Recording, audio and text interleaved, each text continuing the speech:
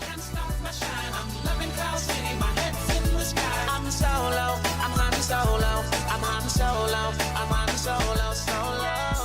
Yeah, I'm feeling good. What is going on, everybody? You have no idea what's been going on, but we have been back. It's about like the fourth time I'll say we had flock disconnect. My internet went out. But we are here despite the FFG cancellations, despite my internet, despite Flock's internet. And Golden Dice is back, which, you know, I know we did some random streams in the past, but we have actual content about a Star Wars card game coming for you, which is pretty exciting. But I think before we go, we might have some new listeners, might have some old ones who maybe if you're watching on YouTube, you haven't seen our faces before.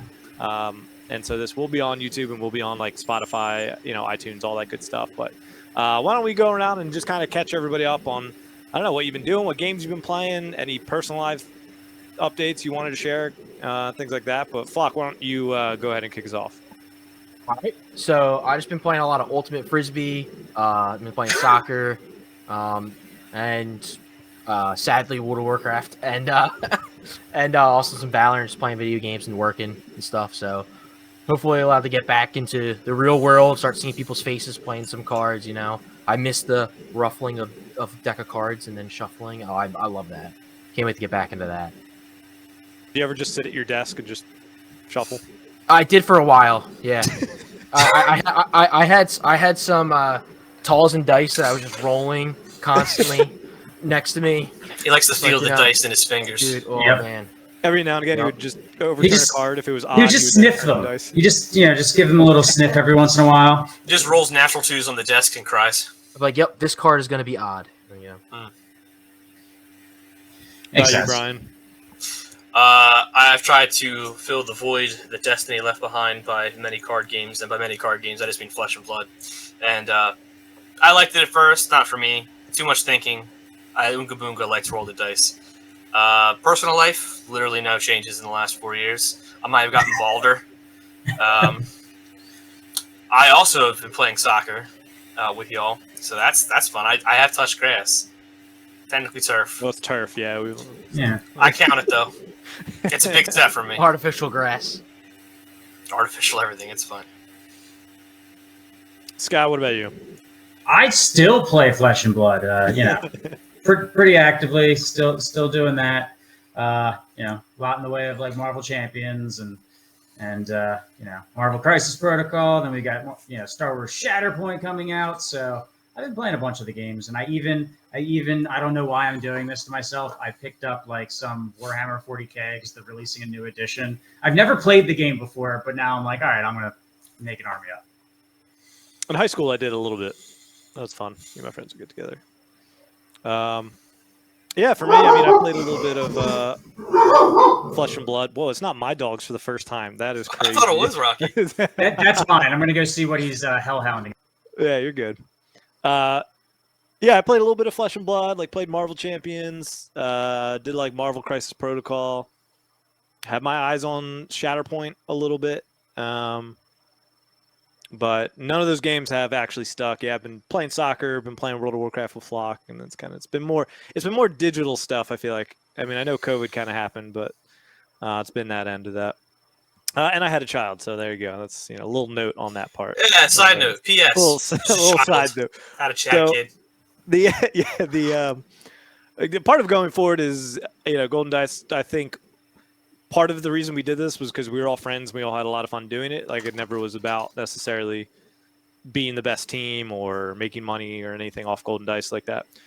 So we would like to come back and do more content. We'll kind of see where that is, right? It's been 3 years since the game got canceled. So like 4 to 5 years since we were really in the thick of it, going to events and stuff like that. So obviously all of our lives look a little different. But we would like to do that. We would like to go to games. Or tournaments and events and play the games, see all y'all, even just some of the Discord and Facebook groups already. It's been fun seeing some similar names. But we've got a lot to dive into. I am surprised at how excited I am. I'm surprised about how much information we actually have to dive into. I was like joking with you when I said, when we cast it, and then like 2 days later, they were like, here's a bunch of stuff. I'm like, oh, well, that's actual information. I'm not surprised how fast you want to dive in. We've been talking about this. Like, if there is ever to be another Star Wars game, we're in. That's it. See, but I'm on. This is my third FFG Star Wars card game, so it hits a little different when it's your third and not your second. Yeah. And I mean, actually, technically, it's like 3.5 because they had that aborted, co-op LCG that they previewed at Gen Con and then immediately scrapped. just kicked it out. Yep. Yeah, I mean, so that was the thing. Is like, I was always like, oh, I kind of want to play it again, but FFG, like, I don't know. We'll kind of see. For me, yeah, it still kind of seems worth it because, I mean, playing Destiny was some of the most fun I've had, like going to events, having you guys over, doing things like that. So it's like, even if you told me that there's like a 3.5 year limit on Unlimited, would I still do it? Yeah, I think so. Probably spend a little less or whatever, but, I'd still do it because Destiny was that much fun for me. But yeah, Scott, we got the blanket PR, hey, this game exists and is coming, and here's like the main art of, with the Luke Invader kind of splash art, whatever they had. Mhm. This game's coming. So yeah, Scott was like, let's podcast. I was like, we'll get on, we'll say the game exists, and we'll get off. But no, we've got a lot of information. In case you didn't know, they some of the stuff we'll be talking about will be based off YouTube video that FFG went live with, and also they have a website for this game. What is it? Just Unlimited? StarWarsUnlimited.com, which now has kind of like a first look article, kind of outlaying some of the ways the game is kind of played at base level. Has some card art already, but I figure we can kind of go through the bullet points from the video because I think the video mainly covered everything that was in the article, but even went a little deeper because people are talking. But it still mostly is just kind of surface level stuff. But the first thing they pointed out, they already have the first 3 sets named, art of at least the name of the set, and they talked about how they're pretty much already done and they're designing 3 sets at a time almost, and they have 3 different teams, I think they said. Yeah, they did say 3 teams as far as like design, and then like their graphics and all is kind of just like all hands on deck and stuff. Yeah. For the names real quick, it's the first one's going to be Spark Rebellion, second one Shadows of the Galaxy, third one Twilight of the Republic. Spark of Rebellion sounds familiar. It does indeed. I thought they were going to, if they had rehashed all of them, I would have laughed my ass off. Set 4 will be Legacies. Set 5, Way of the Force. I mean, that stuff, even if they reuse it, I think, who cares? But it definitely is funny to like read it. But the vibes I get, the first one is what you would think of like episode 4 kind of vibes of Spark of the Rebellion, the start of that. Yeah. 2 seems like, I wonder if it'll be a little bit more like bounty hunter focused, or like the dark edges of the galaxy, the Outer Rim, and then Twilight of the Republic, the end of the Republic. I mean, yeah, to me, it seems like we're gonna, obviously get a big original trilogies first set, second set, some Mandalorian and maybe some Cal Kestis type stuff, and then Twilight of the Republic. You might get some Bad Batch type things. So they're capitalizing on like the latest and greatest. Yeah, and one of the things that I am Is kind it of all excited. the greatest? Well, it's pretty good. Okay. See, season 2 ended on a high note. Bad Batch. If that's Okay. It got there. It got Okay. there. Okay. I mean, there's no First Order of Resistance jumping out at me by any of those 3 names. So it seems like maybe they're kind of leaning into the original trilogy and the prequels, at least to start. They're waiting for Lucasfilm to come in and retcon and make it all look better with these new movies. Oh, yeah. After the Rey movie comes out. Oh, now people like Rey, so let's do a Rey card. Yeah. So I mean, going through the video, they kind of rattled off some stuff, so I just kind of got a list. Feel free to expand or jump in, or could talk about it more. But kind of their whole big thing was more accessibility of cards, accessibility to like jump into the game. If you really think about it, Destiny was considered a collectible card game, but I mean, like, I don't have any background in card games, right? My first endeavor really was Destiny, and then I did Flesh and Blood a little bit, and I was like, oh, when I started playing Flesh and Blood, now I understand what collectible means. Because Destiny literally had none of it, right? There were like no foils. There were some alt arts, but they like really just came from They were tournaments. promos. Yeah. Yeah. And so there's no value.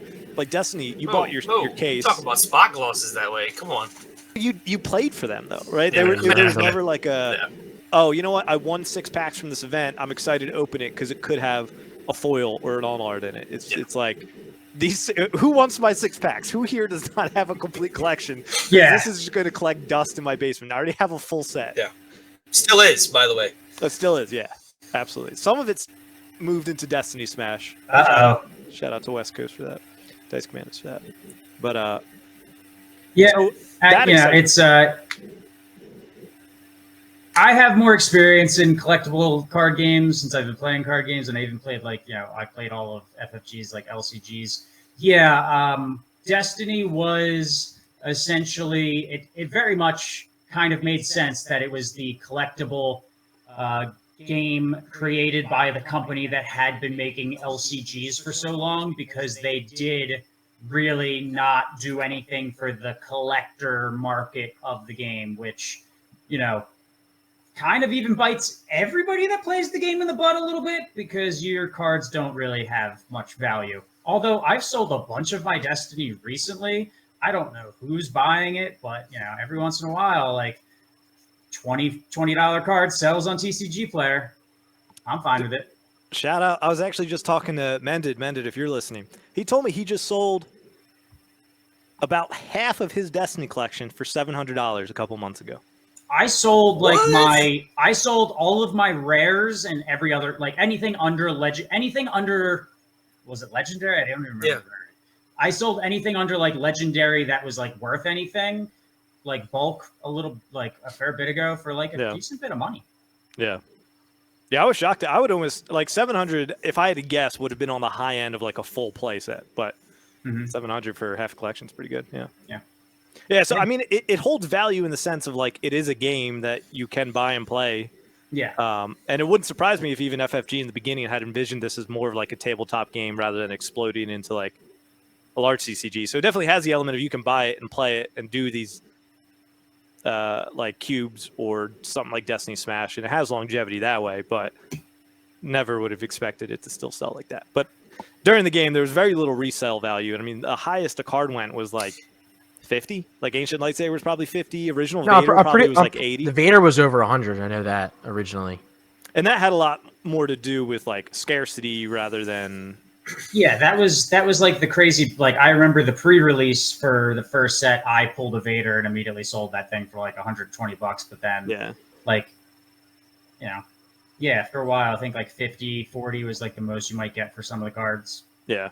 That's another thing that scared me off for Flesh and Blood. I mean, I used to think the Destiny cards were priced too high when I was selling the secondary, and it was like, I bought a full Prism for like, I don't even want to say it out loud. It hurts my soul, Price is going up, back up on that one.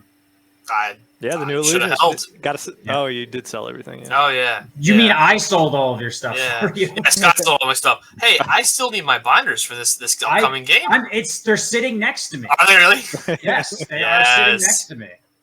That's funny. But yeah, so I mean, I think collectability wise, I think that's going to be better. Like I said, most people just weren't excited to open packs after they got their initial case, and I think something like this will make it more worth value and keep people like buying product and kind of staying in the game a little bit longer. So I think that's good.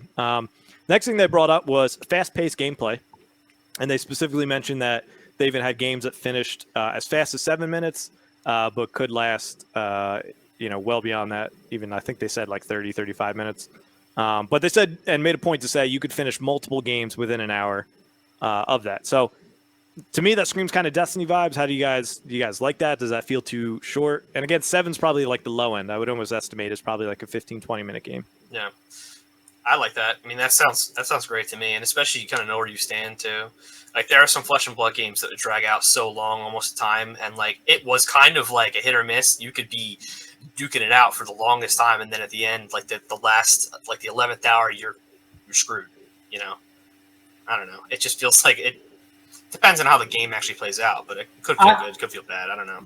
Yeah, I'm glad. 7 minutes seems like that is a little like I don't want to play a card game for 7 minutes. You're gonna have people like shuffling for longer than that. So I guess it really depends. Like a 7 minute game could be really like you're not seeing much of your deck. You're really not doing much of anything. Your opponent's deck just kind of like did what it needed to do, and you kind of whiffed, and that's what happened. So It really depends. Like 7 minutes with a lot of back and forth like actions being played. So, I feel like minutes is maybe a misnomer, and really you kind of need to see like how many cards are you seeing in that game? How many cards are you seeing in an average game? How many cards are you getting to play in an average game? That's really like kind of more of the barometer for how deep games are going. Yeah, It's hard to say without all the stuff out there, Yeah. Like Destiny, we've had 3 minute games with the way Flock rolls sometimes. He just like max roll and just be like, yeah, this deck's actually really good. That's like the character. It just flows really well. Yeah. They mesh well together. They all have 3s on their dice. And they Or Ewoks. just roll. The big plus side, I guess, is that, if games are in that like 15, 20-minute realm, then you're probably looking at like kind of best of 3 format for competitive play, just because that's the model that pretty much any game that can do a best of 3 utilizes in a lot of cases. Like I don't think you're having tournament rounds of just a single game, because that would you'd spend more time pairing your tournaments than you would actually play. What was Destiny's cap? Destiny was like 45-minute rounds? Was that right? 35, I thought. 35? Yeah. It was Destiny was like it was just long enough that you could not do best of 3, but it was not so long that it was like Yeah, every now and again you see Flesh and somebody Blood. getting up. Flesh and Blood is best of 1 because it's an hour-long game. Yeah. That's what you're getting in the constructed format. That makes sense. But if you're only like running one game and it's 35 minutes, like it's nice and snappy, but it also is maybe not always like the best tail of the tape when some Destiny games could be over very quickly. But there was always that one person, like the one pair sitting at the table with everyone at the tournament watching them. Like you still have that situation going on. Yeah. Oh yeah, it's they're both running like the support deck. Yeah. And it takes them an hour and a half to roll out all of this stuff. Or before mill. they start doing anything. Yeah. Or mill. Yeah, no matter what Oh, game, you're God, going to have the no. extremes, but a Flesh and Blood extreme's an hour and 15, where Extreme of Destiny was like 40 minutes. Flesh and Blood just feels so like it's so involved. Uh, I prefer the shorter end of the spectrum than Flesh and Blood, where it's like you don't want to have to like track your pitch stack through your deck. You're like, if I have to get through my deck in a game, I want it to run out as opposed to recycle. Yeah. I can get it.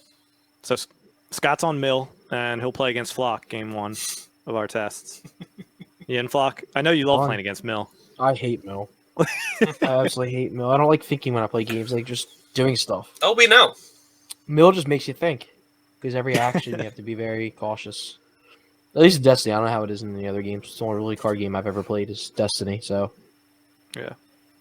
All right.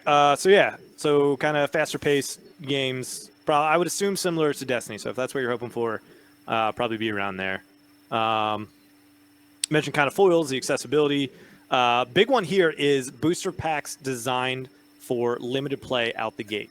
And I have to say that's going to be huge, because one of the worst things, the rival kits were cool that you got like these extra few characters, but it was always, anytime we drafted, dude, it was like, all right, we got the box, let's come over and play. Does everybody have their rival kit? Does everybody have their exact card? Oh, you have to pull it out of your playset because you're using a few cards, because some of them were actually really good in standard. You have to take them out of your decks, get them ready. Oh, somebody new showed up and we don't have any spare rivals kits that he can't draft.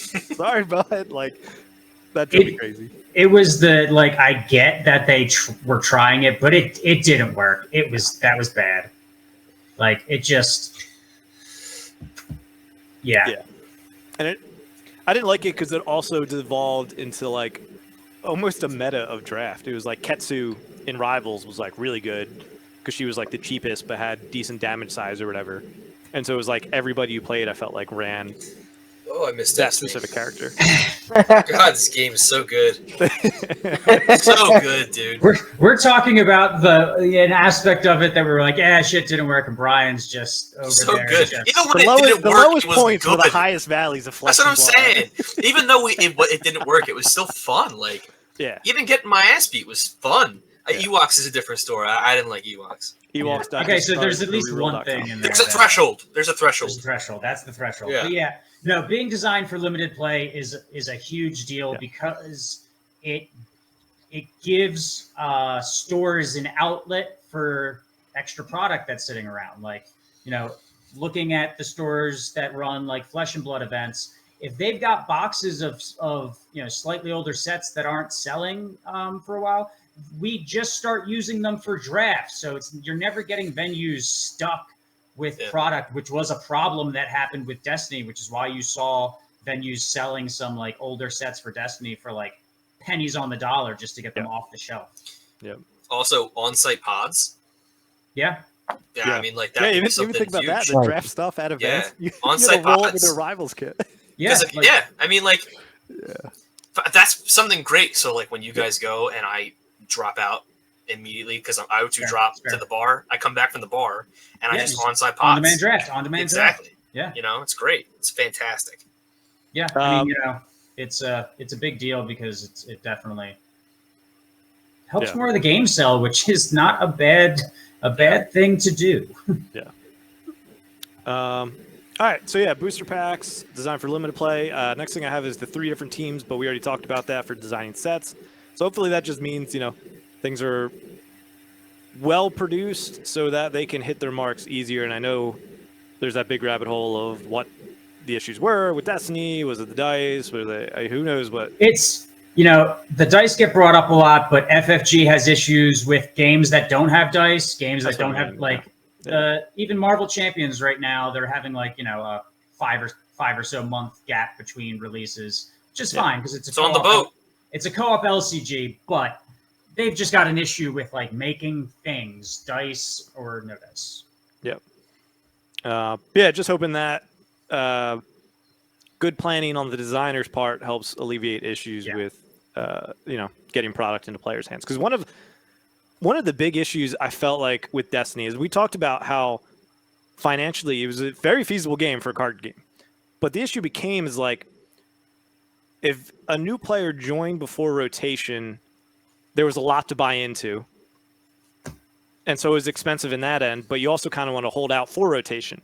But because sometimes they're so long sets, they're kind of in that weird spot where it's very expensive to get into, but then also the old players are kind of tired because they feel like there's not enough cards. Like it was this weird in between of when sets drag out, it makes it without rotation happening just that, like the 5th or 6th set of the full block that is still in standard play. It was like you would have to go if somebody gets into the game at Way of the Force or I can't even remember the I forget the later sets. They just all kind of blend Conversions? in. Convergence maybe, but then I don't even know the order. But if you got in Way of the Force, in theory, there's probably some cards from Awakenings and Spirit, especially Spirit Rebellion, right? The power creep in that was huge. So it's there's some of these really good cards that you would have to go back and buy, but you'd really only have for 2 more sets. And so it's just this expensive thing. But then also old players, people who have full collections are can we get new cards? We've been waiting for forever. So it's when there's such low sets in between, I don't know. For me, it just felt like this weird imbalance of a new player. There's a lot to get, but there's not enough for everybody. Yeah, that's literally where I got into the game, was Way of the Force, and I got a bunch of boxes, and all of a sudden it was me trying to get all the really, really good cards from the first 3 sets, and they were all really, really, really expensive and stuff like that. So it was really tough in that. I was praying for rotation, so then once rotation came, I had everything. I could play anything. It feels like they're already trying to address that with the 3 teams. It feels like they have understood that problem and are trying to make a solution. Whether that works or not, yet to be seen. But the one question is, how long do they have 3 teams going on it? Because previously, with Destiny, they had 2 designers, and then it went down to 1, and that's kind of what FFG games do a lot. You start with a bigger design team and tear it down as others move on to other projects, it seems like it's kind of been to the detriment of the game that's getting the team moved off of, because then it starts to lose steam. Yeah. Let's hope the teams also talk too. Hopefully yeah. they know. Hopefully they know what they're doing, or the other ones are doing, because that would really stink if there's some of them don't talk to each other, and then get some fun interactions. Yeah. You'd think. The counterpoint to that is people have said, well, Magic has it. I'm well, Magic is so far beyond FFG's scope of what they can do. So while yes, Magic can have 3 teams working on 3 different sets or blocks or whatever, can FFG do that is still a relevant question, regardless of whether Magic can. But I'm excited they're at least trying. We'll see how it goes. So next little bit is Gamegenic. I guess did they do stuff for like Marvel?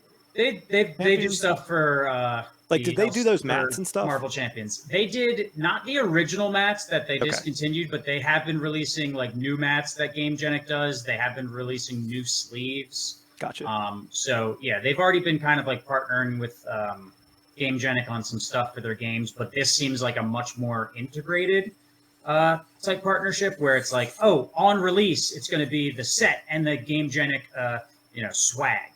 Yeah. So yeah, so there'll be extra stuff to buy through Star Wars Unlimited. Good boxes. I hope they. Oh. What do you got? What are you getting? Well, the binder, that plastic binder. Oh, that fucking thing. All right, what do you think I grabbed?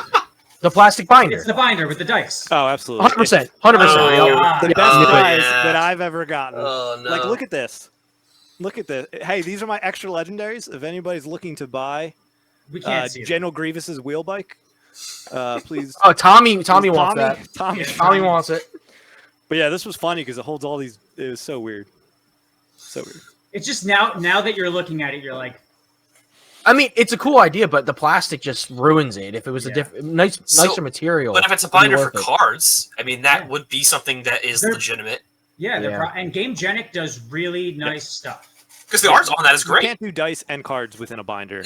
Yeah. Because then it's so bulky, and if you could only really fit like a deck or 2 in there, so like it's not even holding that much. Whereas Like, do you guys have any of like the Gamegenic deck boxes? I do not know. I do. I think I won one. Fair. And a Flesh and Blood thing. They're starting to like come out. I think it was, what is it? It's I'm trying to see if Gamegenic did this. I just don't want to say if it's like another company, but yeah, they have like some really nice deck boxes that are seen them before. Okay. Very like useful in a lot of cases. And they recently did a Kickstarter with the professor of Magic the Gathering fame. Essentially, like he created his own deck box, and it's now just like gone out to people. And some of the people that I play Flesh and Blood with have it. And it's the nicest, most usable thing ever. Oh, yeah. And then they're going to end up doing it as an actual release. So like Gamegenic is designing some of like the premium products for gaming right now. So the fact that they're like directly partnering, well, I mean, they're owned by the same company, but they're working with FFG for this game, which means we might get some like high-end Star Wars deck boxes and stuff like that. Maybe even as like prizing for events. Yeah. I think I still have my deck box sitting at my desk. I got a bunch of them all around. I did like those. I was gonna say those like. That's a cardboard one, but yeah. No, but still, like they gave out that nicer one at the last Worlds, right? Yeah. It was, that actually wasn't as nice as we thought it was. Turns out, so that kind of broke. Hey, if I show up to a previous event and you give me a cardboard deck box, like that's my participation thing. I'm fine with that. Cool with me. But yeah, so there'll be stuff to buy. So get your wallets ready, start saving. Next, I start to talk a little bit about kind of what the game looks like. Again, we still don't really have many details, but you build your deck around your leader, who can also then join in the battle at some point. So you're gonna have your deck, however many cards go in a deck, your leader, and you're gonna have what they call it, your base. So those 3 things, and you're trying to destroy your opponent's base before they destroy yours. And they also made a point to say that they're going to be using Star Wars content from everything, from the movies, comics, TV shows. Destroy the Death Star. And build the Death Star. Yeah, I know. The plots. I've been training for this. Feeling like a little bit some of the talent ideas Jeremy had, I feel like are seeing life in this game. And I'll kind of dig into that a little bit when we bring up the spoilers and talk about them. But it definitely seems like some of the talent Destiny ideas are making it into this, which is pretty cool. And it's a little closer to the Star Wars LCG they did. You had objectives, and your objectives, generally speaking, provided you with like some buffs, and your opponent was attempting to kill your objectives. So it kind of seems in that realm, but then you're also getting like, I guess it's like a little bit of like Commander-ish Magic the Gathering vibes with like having a leader. Yeah. I like Commander. But yeah, so I mean that's cool. We'll be able to expand upon that the more we know. And then the next thing is when they start to go into OP. And so they actually came up with a new system for this. And then on the screen here now kind of has their cycle of this, but they're calling it C3 OP. And it's connect, collect, and compete are kind of three pillars of what they want. I am flabbergasted that I think we even were joking about it earlier. Like, they put more thought into this naming convention than they did some of the other OP decisions. But yeah, I think I posted when they first the first thing that came up with the game. I switched over on Facebook and took over the Golden Dice Facebook page. I think Jack forgot that I had access to that, and I posted as me. Look at me, I'm the captain now. And the first thing I said was essentially they need to have their OP roadmap or philosophy or whatever in place at launch. I was not expecting it to be have been designed along with the game already. I kind of was all right, they just need to get their act together. So day one, they can tell us these are the structure of the events. This is what we have. And apparently they've gone even further than that. So I was super surprised that was part of their announcements this past few days. Yeah. A question for you guys. Speaking of naming conventions, do you like the name of this game? I feel like it's weak. It's whatever. They have so many different things you can pull from Star Wars, and I just feel like Unlimited isn't it? Unlimited power. I mean, okay, but put the power in there then. I guess finish the quote. It just throws me off because it's a format, right? Yeah, it is a format. Yeah. Yeah. I don't know. It just seems like Destiny does sound cooler. Yeah. I'm odd. Playing Star Wars Unlimited. Yeah. We're playing Star Wars Unlimited Limited. You can't use all the cards, but the name, the name. The game's unlimited. But the game can have whatever it wants. Although I sincerely doubt that they're going to do anything in the way of the old legacy canon. That. The limit is what Disney will approve, and Disney usually hasn't let them really touch much of that since Disney took over from just Lucasfilms back when FFG first had the license. And they really do have a lot. Anyways, I mean, there's so much. You don't need to, but I know there's some people that are oh, does that mean we're gonna get some Vusion Vong? I don't think that's ever gonna happen. Marche. So for reference on the screen is kind of they're almost breaking OP into a casual and a competitive, and they said it is very easy to cross over to both as much or as little as you want. So if you want to stay in the casual circle, you can. If you would like to expand to the competitive, you can, which is really good and really encouraging because I think that's just good for the health of the game. And on my left side, I guess it should come out that way, the left side, is the circle, and that says there's pre-release, there's weekly play, and there's store showdowns, which I would imagine be store championships from Destiny. And the pre-release, they also wanted to be very clear, it is not a game launch pre-release. This will be something that will happen with every set that comes out. So we should be expecting a pre-release with every set, which is really good because Destiny's really was just the first one, right? I remember doing some of those pre-release events. I don't remember any later. There wasn't you could never do a pre-release with Destiny because you never knew when the stuff was going to come. When was a store going to schedule a pre-release? It's on the boat. It's on the boat. And then also you didn't really have good limited play with Destiny. That's usually what you do at a pre-release event. So for a Flesh and Blood pre-release, it's a sealed pre-release. So you get 6 packs, you make your deck off that, and then there's pre-release specific prizing to go along with it. And hey, you get some cards maybe a week or two-ish before the set actually drops. If you get something super rare, you sell it for a premium, and then you just buy it back 2 weeks later. Yeah. Pays for the next pre-release. You get those people that need it in that sense. But without good limited play, it's hard to do pre-releases, and without knowing when you're going to release stuff, it's impossible. Yeah, I think that sounds good. And then the competitive aspect of it, there's 3 qualifying.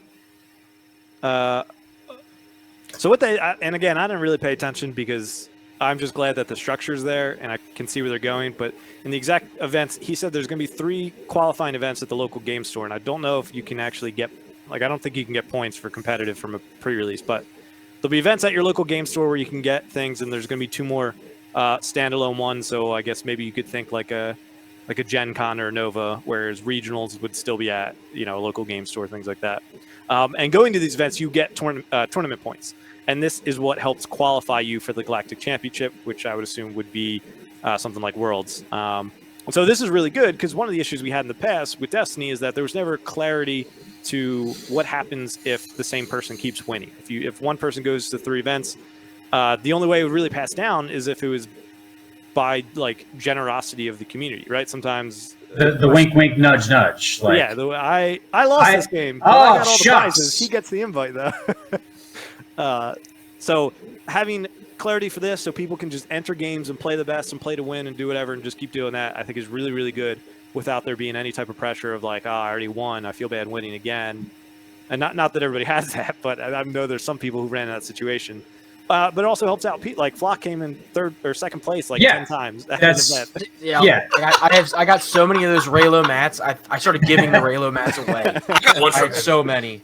That is one of the big things that I think, because a lot of people just being like, hey, just copy like Flesh and Blood's OP because it's been working really well. But one of the things that even like with this announcement that kind of outstrips that was the idea of like, all right, it's just going to be, you have to accumulate a certain amount of points, which is cool. So like say 1st place at an event, that in and of itself could be enough points to qualify. So 1st place at your whatever, your regional or whatnot, that could be enough to qualify. But then like also the rest of the, the top cut is getting some points. So yeah, if you're a person, you have a season like Flockton had where you're like in the top cut for every event. Always the bridesmaid, but never the bride. That's like ultimately almost just as impressive from a performance standpoint as like winning one of the events, like being in a consistent top cut and earning those points. And it also like it allows you to recognize that some events are a little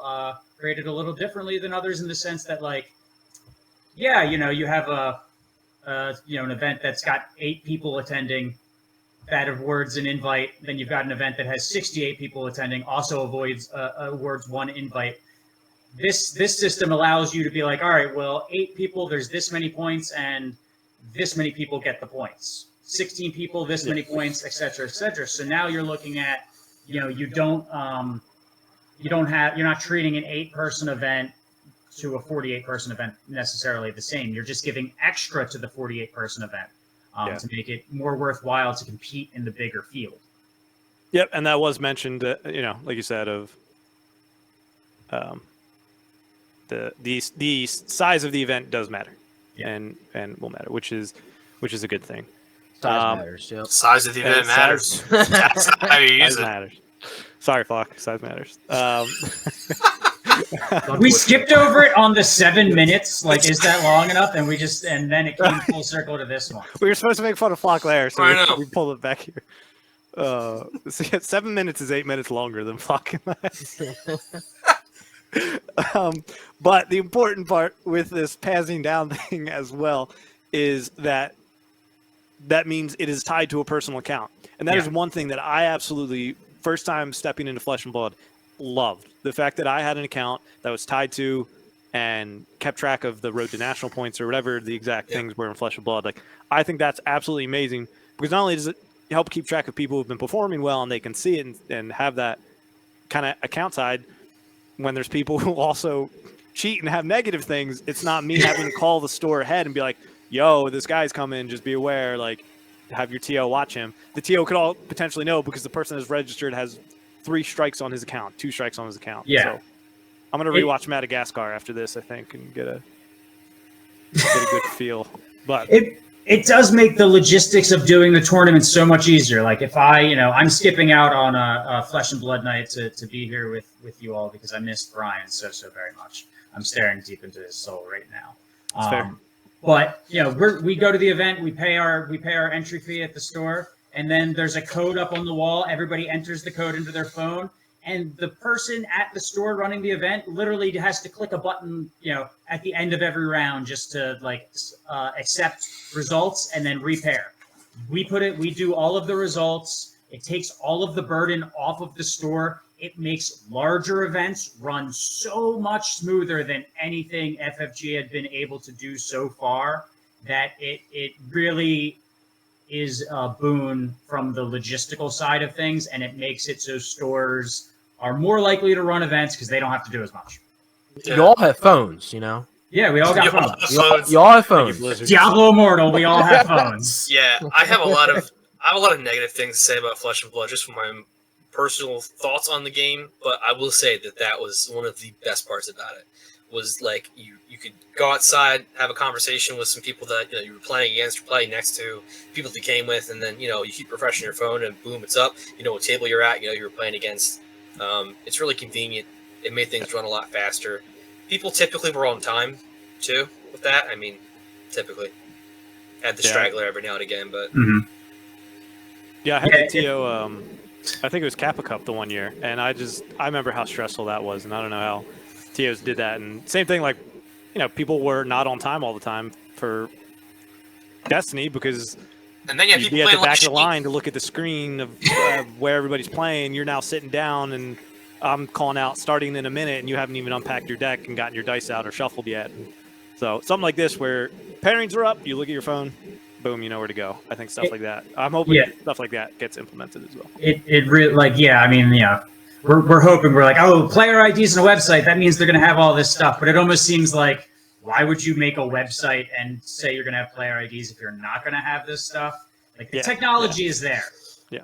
If LSS, the creators behind Flesh and Blood, can do it, then Fantasy Flight Games and the giant Asmodee behind them can create a workable website that can do their tournament pairings. Yeah. And it also helps them collect so much more data. Oh yeah, they would put whoever made Flesh and Blood, LSS, you said, right? LSS. They would put out like data all the time, and I love seeing that. You'd see who won what. They have it to a point where like you could even see like individual people's results at the most recent Pro Tour and calling, like on a round by round basis. Yeah. So you could like. You don't want to take pictures of the standings each round for Destiny? No, you don't have to keep it. Yeah, you don't have to keep taking pictures of standings each round. You could look at the Discord for the piece of paper that they put up. What deck are they running? Can somebody update with the decks? Yeah, write it, edit it into this end of the picture as line by line. Yeah, so after the feed.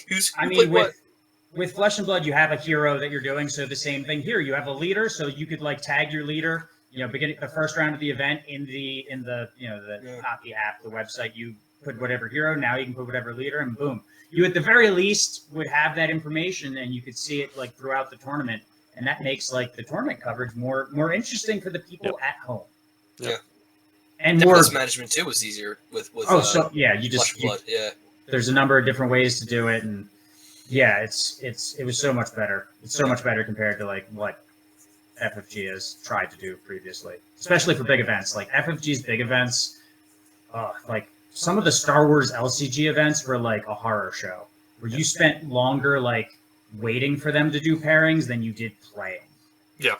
All right, let's scroll on. We're gonna wrap up the video end of it. All good stuff we've heard about, and the last note is that they emphasized globally at the end of the video. They did say that a bunch of times. Globally. So that could be them just emphasizing that it is going to be a global release and that they're excited about that, because I know Destiny Down Under, our friends in Australia, people have had issues with that. So is it that, or is it pre-release in US 2023? Maybe. That's my copium. You read into it? That's my copium. Yeah, that. We'll be getting this earlier than 2024, but I'm ready to be disappointed. So You're just building yourself up so much. Yeah. All right. So that'll kind of end out the video section. I want to transition through again to the website and talk about the fact that they have this again. To me, is huge, and they put out this initial article with spoilers and whatnot in it. But one of the things, how they describe it, and I think is good for us to talk through as we look at some of these cards. It's a fast-paced strategic card game for everybody, whether you're hardcore, it's call unlimited. But the goal of the game is simple: destroy your opponent's base before they do the same to you. Of course, there are numerous ways you can approach the goal, and the unlimited theme of the game means you can craft a deck to do whatever you want. We'll go into more details at a later date, but for now, all you need to know is that your deck consists of cards that you draw and play your leader, and your base. So that's what we kind of know. There's more in here. As you can see, there's spoilers that we'll talk about. They mentioned the OP thing as well. I encourage you to check out that website and get, Put it on your favorites. You star it on your Google Chrome. Yeah. The thing that stuck out to me here is that there's over 200 cards in the first set. It says 252 unique cards in the sense of that's the number of cards, and then once you add in foils and alt treatment, then that number gets even bigger. But if that's humongous, yep, that's incredible. It's pretty big. I think it's above average. That's all I'm going to say about it. What's average? Yeah, Yeah, 200.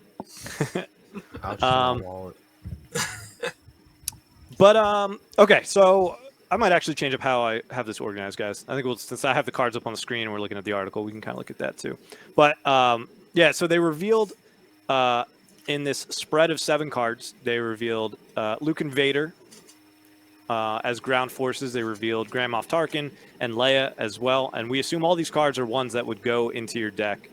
And then they also showed Wing Leader, and they showed 2 events, Maximum Firepower and You're My Only Hope. And so there's some interesting tidbits that we can kind of look through for all of this. If you do take a peek at them a little bit closer, you do see that there's different markings on all of them. And for me, the most interesting is that on Vader and Luke as well, but on Leia and the Wing Leader, you see that there is ground units and space units. So they are making a distinction between the type of units that you have. And so to me, that makes it seem like there's going to be separate ways to play, different things mean and do different stuff.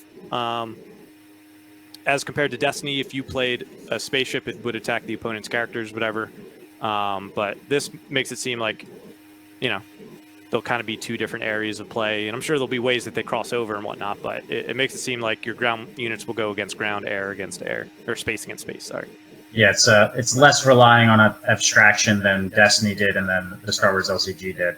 And I guess the trap with this is then you get in the past. So if we're going back all the way to the Star Wars Decipher game, you would have some issue where it's all right, my deck is a ground deck and your deck is a space deck, and we don't really do anything to each other. We just sort of race each other doing our own thing. So it'll be interesting to see what FFG has incorporated to make that not so much of a thing in this.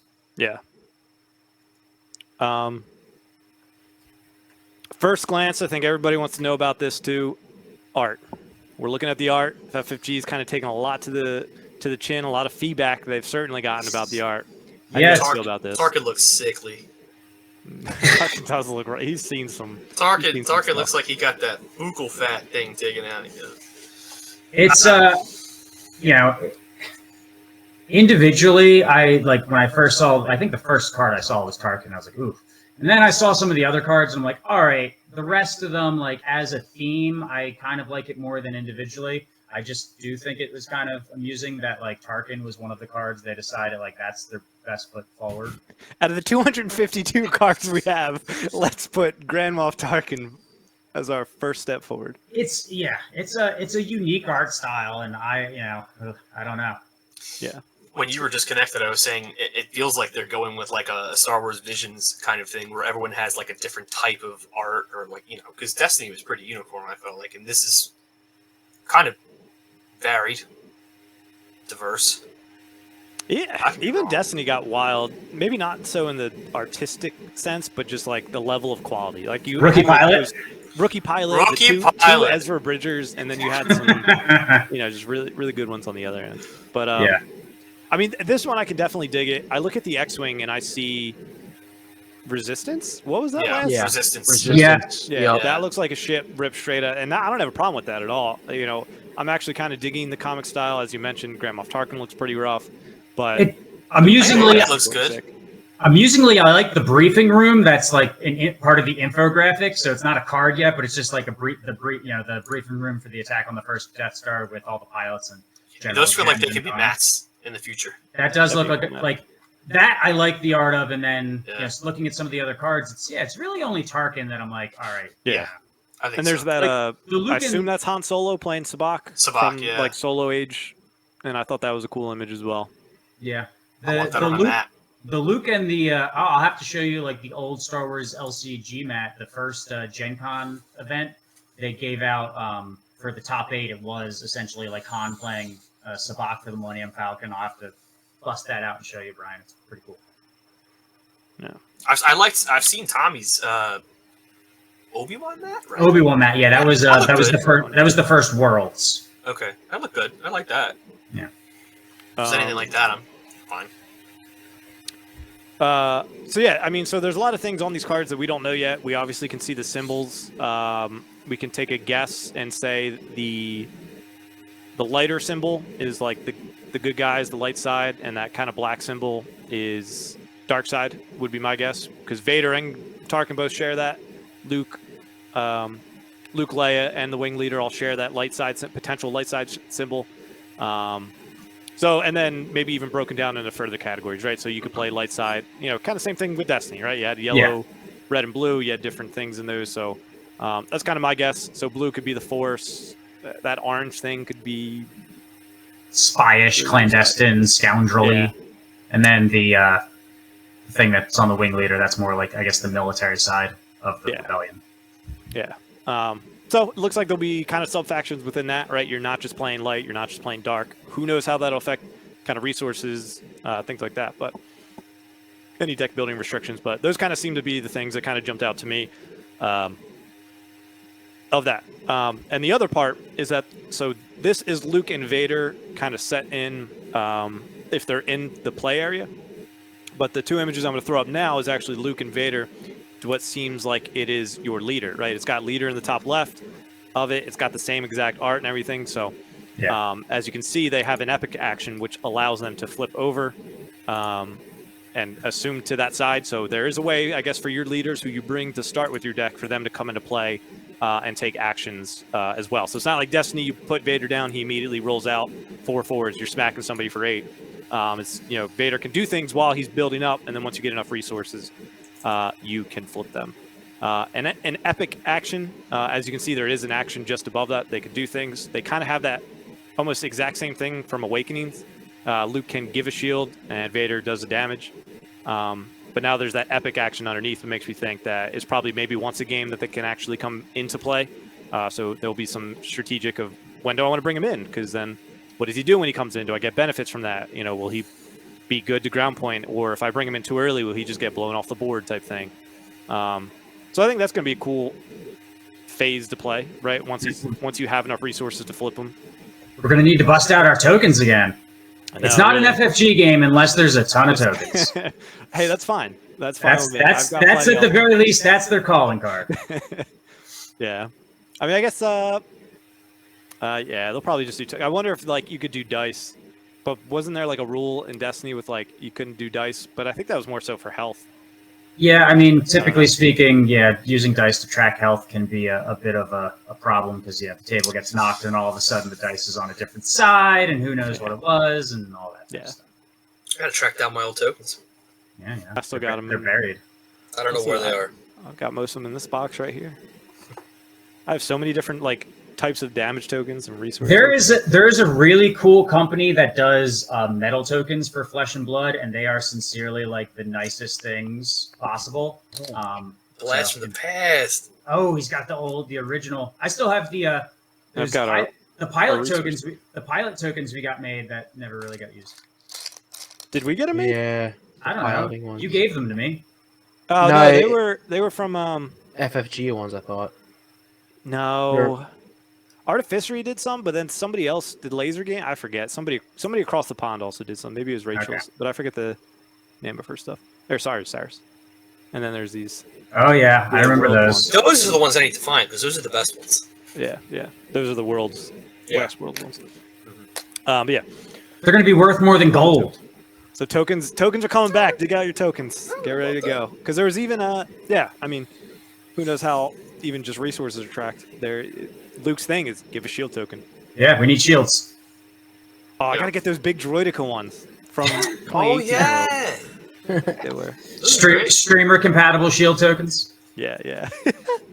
But I mean, I think that pretty much covers everything from the video, and from the article that at least we want to touch on. Still encourage you guys to go and watch the video, and there's probably some tidbits we missed, and also read the article and check out the website. There's really not much on it yet, but again, at least you know It exists. it exists, and it's there. And to me, that's kind of the biggest thing. And I want to open up this time because it's the elephant in the room. FFG is making this game, and we all have had issues that we've kind of talked into.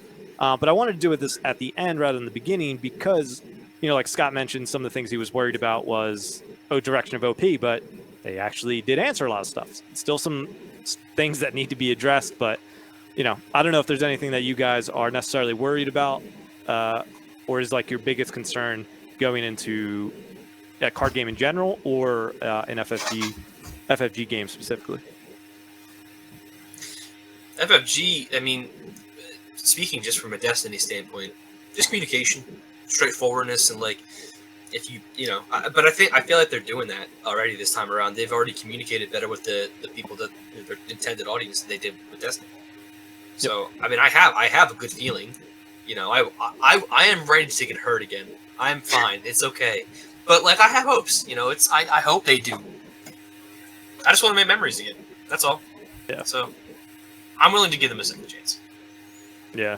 Or I've played other games from them. It's a couple chances now, but yeah, I'm in the boat of if you asked me to do Destiny all over again with the experiences I had and still knowing it lasted 3.5 whatever years, I still think I would take that.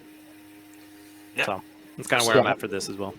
I wasn't there for the beginning of Destiny, but I remember there was a lot of issues with wasn't there issues with the first boxes that came out? It was very tough to get. Like, they were sold out right away. And so I hope they don't mess it up. They should push it back a few months if that's what they need to get the supply, because I don't want to go there and like, yep, you can only buy one box, or we're all sold out and I can't. All my friends are playing and I'm not. So I don't want that. That's what I'm worried about.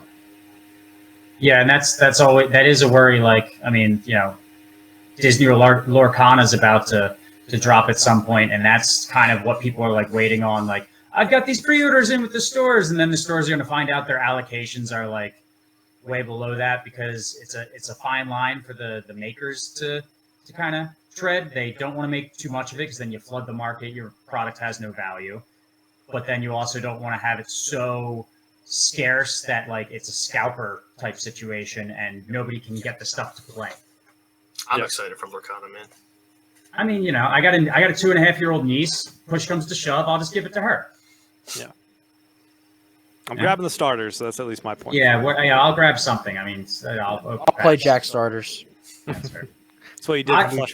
I'll mooch off as much as I can. That's fair. Yeah. So I'm the grizzled old FFG veteran of the group. I've been playing FFG games since before they actually had the Star Wars licenses. Like, Tommy and I were like first in line to demo the original co-op Star Wars LCG that they were going to put out, that they scrapped because people wanted to play the dark side. So I've played all of FFG's LCGs. I've played X-Wing. I've played Armada. I've played Legion. I own a lot of their board games. Like, I play the Marvel Champions is like one of my favorite games, still in rotation now. So like, I have a little bit more of a history with FFG beyond just Destiny. So I'm in I was in the much more cautious camp when a lot of like my Flesh and Blood friends were like, oh, hey, this game by this company that you said you used to play games of, like, what do you think? And I'm like, pump the brakes a little bit. They have this issue and that issue. But yeah, no, this initial announcement and this initial communication, they have like headed off a lot of, my initial requirements. Like, they seem to have put more forethought into this than previous games. They seem to be doing the things that they should be doing if they're releasing a TCG compared to an LCG with, the foils and the alt art treatment for the collectability, or even thinking about collectors at all. Having a website, having this tournament outline and some integration thereof. So it's like, all right, yeah, you're kind of actually hitting the initial things that I want you to, that I needed you to hit to really kind of like get me from that, like, it's Star Wars, so of course I'll take a look at it. Of course I'll have to take a look at it because like, you guys will throw it in my face regardless of the fact. But like, there's more positive now than I had previously expected. So now it's starting to get into like, all right, well, are you going to meet my next requirements? Are you going to have a judges program for this? Because that's something that FFG has always said, oh yeah, it's in the works, and then never happened. And is something that I think you need if you want to compete with these other card games that are out there, because you have to compete with these other card games. You're not just it's not just Magic, Yu-Gi-Oh, and Pokemon right now. You do have your Flesh and Blood. You are going to have your Lorcana.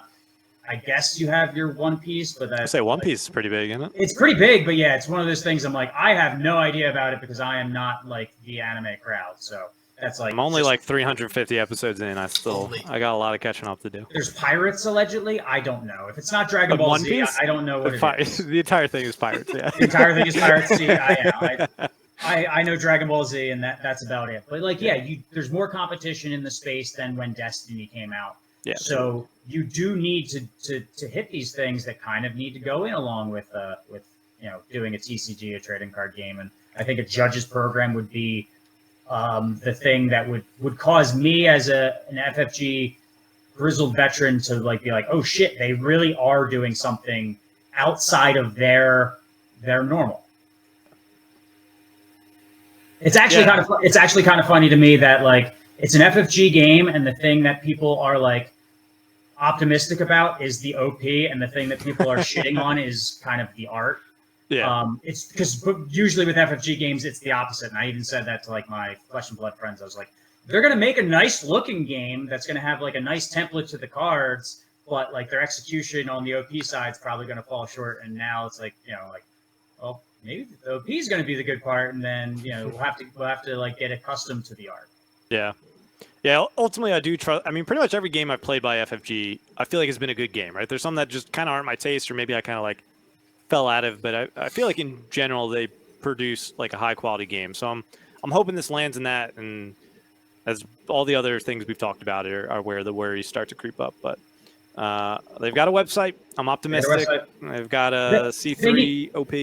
They need to hit release dates, and if you're gonna do pre-release events, that's you intending to hit your release dates, which is not what FFG has done in the past, and it exacerbated a lot of issues that may have not been issues if it wasn't the case.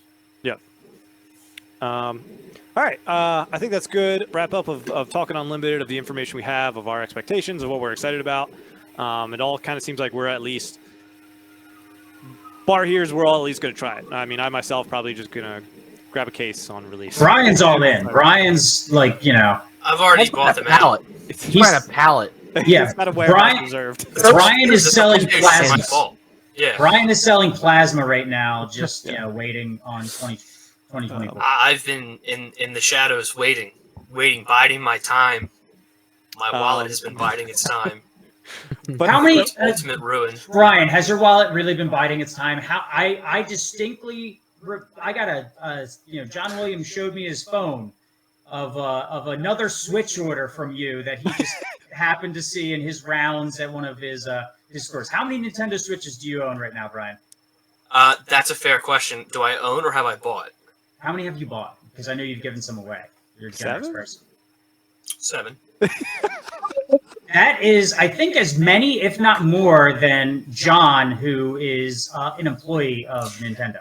I see pretty colors. I see pretty colors, and I jump. I did buy the Scarlet and Violet. I needed an OLED or whatever the new. I bought the Zelda one.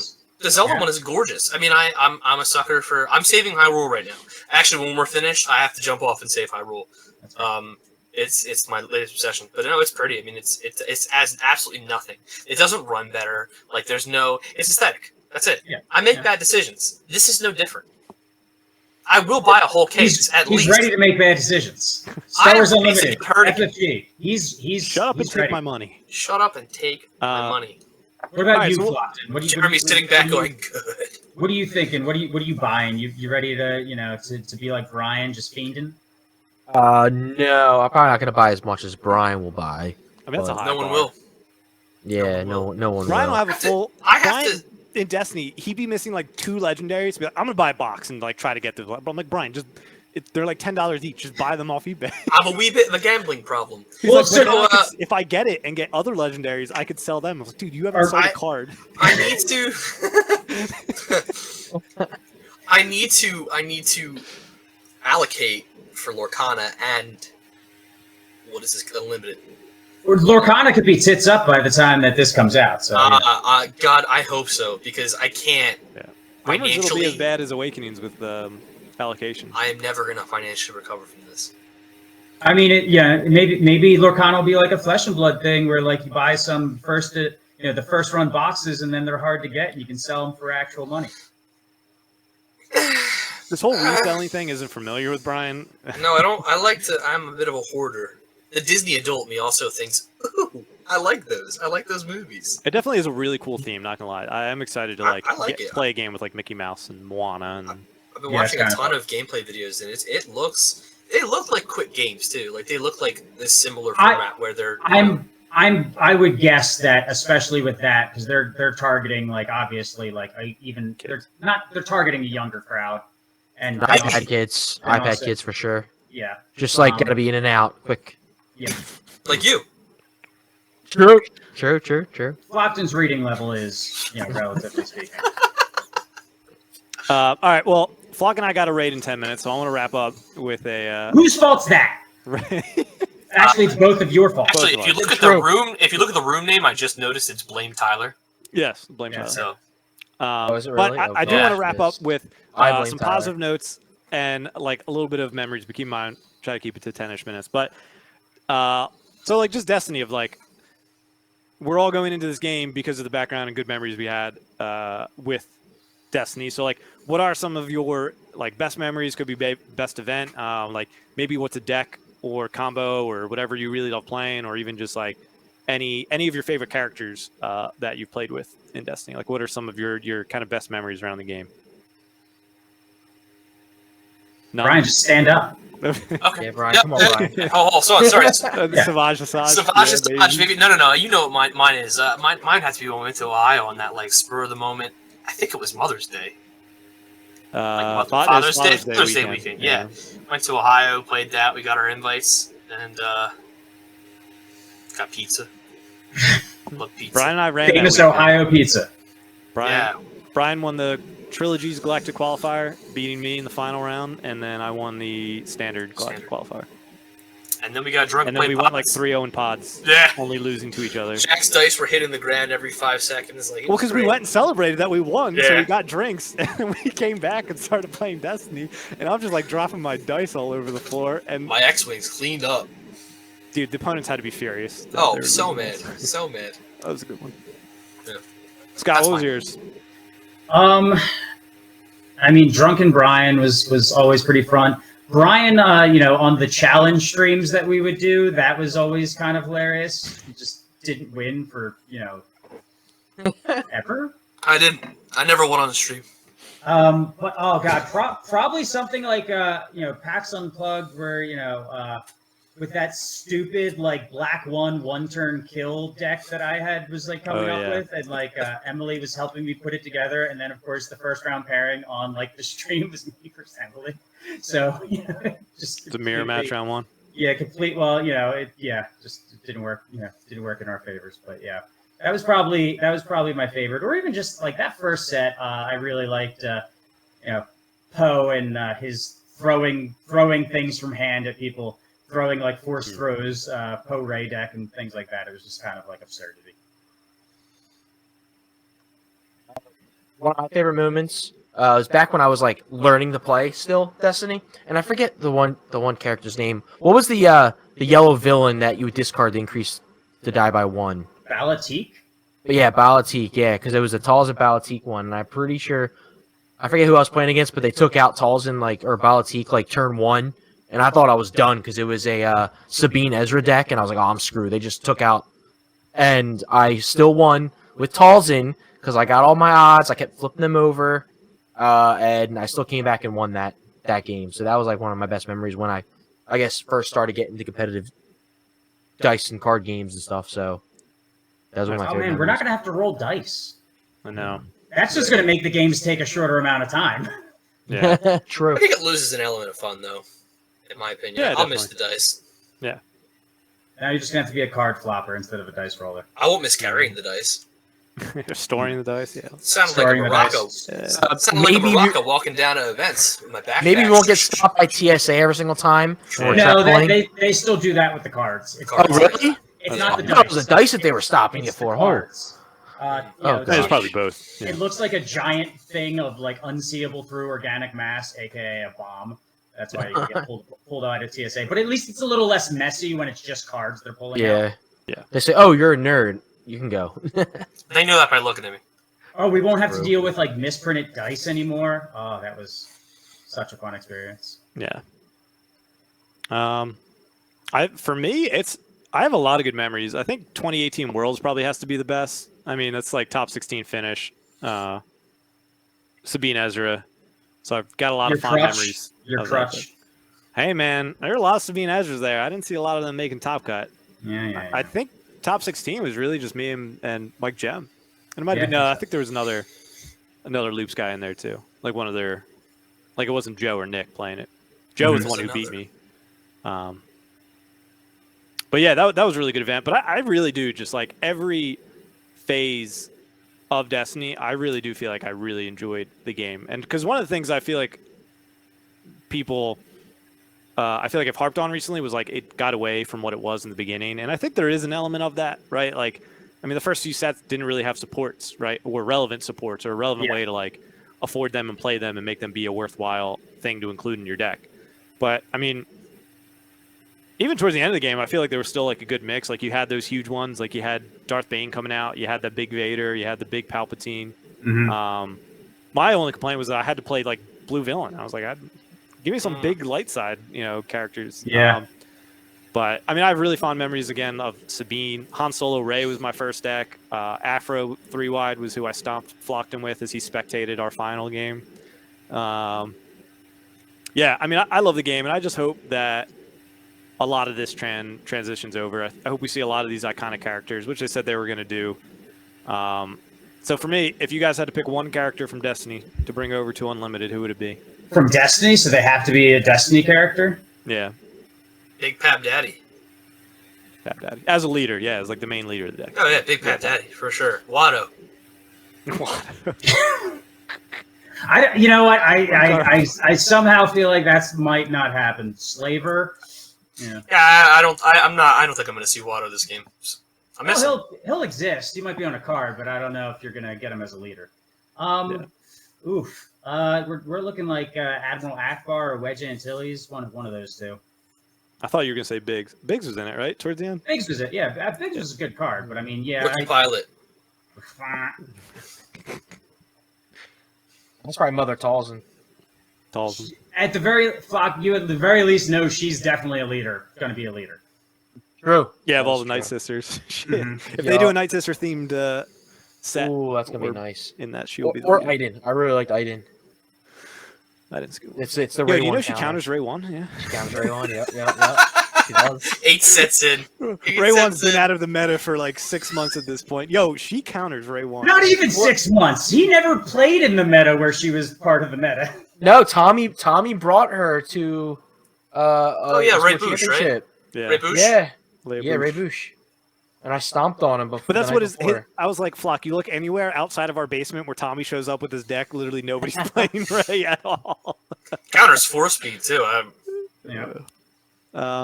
It's also rotated out.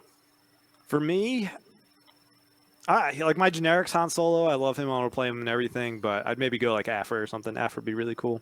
She was kind of who I feel like I played the most towards the tail end of Destiny. All the droids and stuff was a lot of fun. The Afro Droids deck was a lot of fun. Yeah.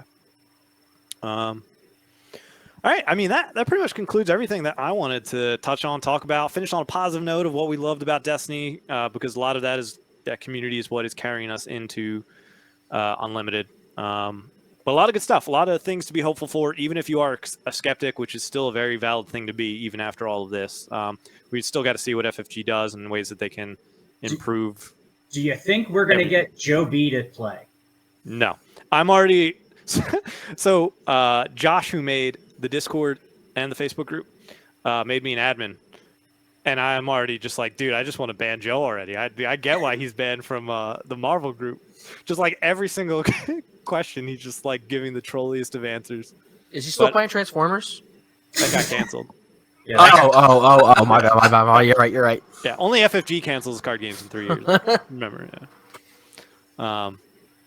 he still plays Marvel Champions. Yeah. Can't beat Nebula, but he still plays Marvel Champions. I like that Flock's just eating a chocolate bunny. Flock just pulled a chocolate bunny out of Head's nowhere. Like almost from gone. off screen, like from Pulled from Jar Jar's cloak.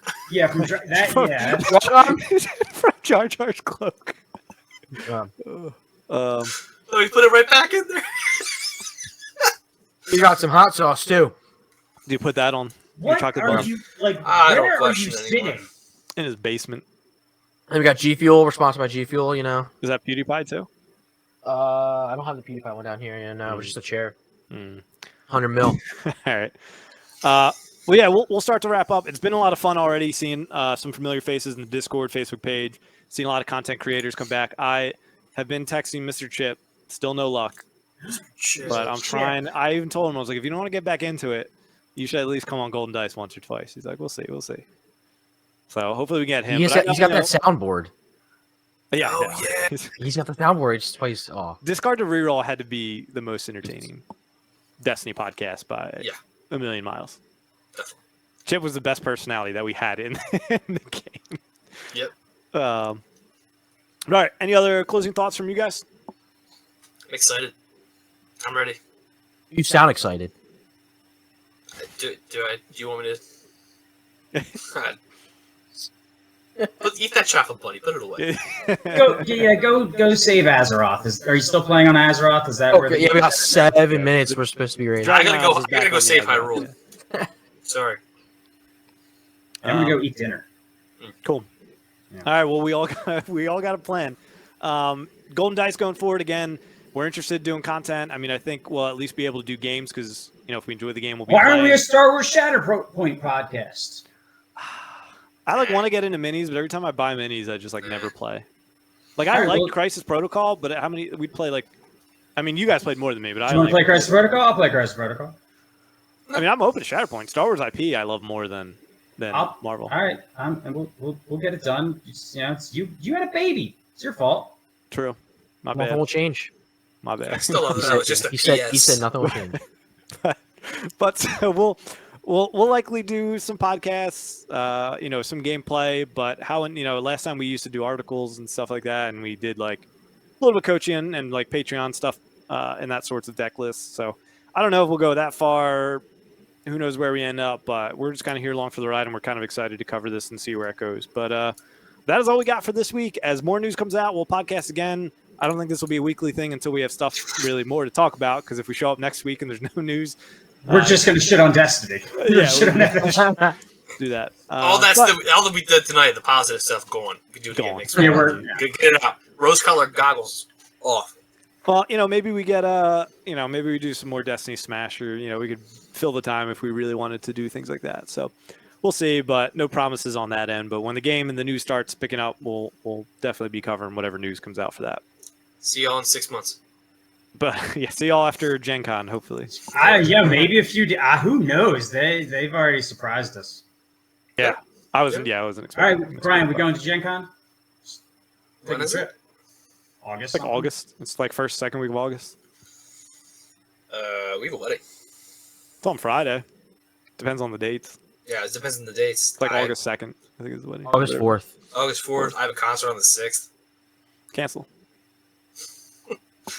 All right, we'll wrap it up. Appreciate everybody tuning in, and we will see you when we see you next. See you guys. Like a star, you can't stop my shine. I'm loving Cloud City, my head's in the sky. I'm solo, I'm Han Solo, I'm Han Solo.